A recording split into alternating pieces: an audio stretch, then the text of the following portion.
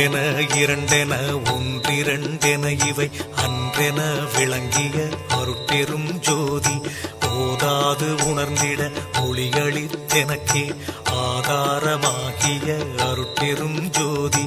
அவ்வியம் மாதி ஓராறும் தவிர்த்த பேர் அவ்வியல் வழுத்தும் அருட்பெரும் ஜோதி திருநிலை தனிவெளி சிவவெளி எனுமோர் அருள்வெளி பதிவளர் அருட்பெரும் ஜோதி சுத்த சன்மார்க்க சுகத்தனி வெளி எனும் அத்தகை சிற்சபை அருட்பெரும் ஜோதி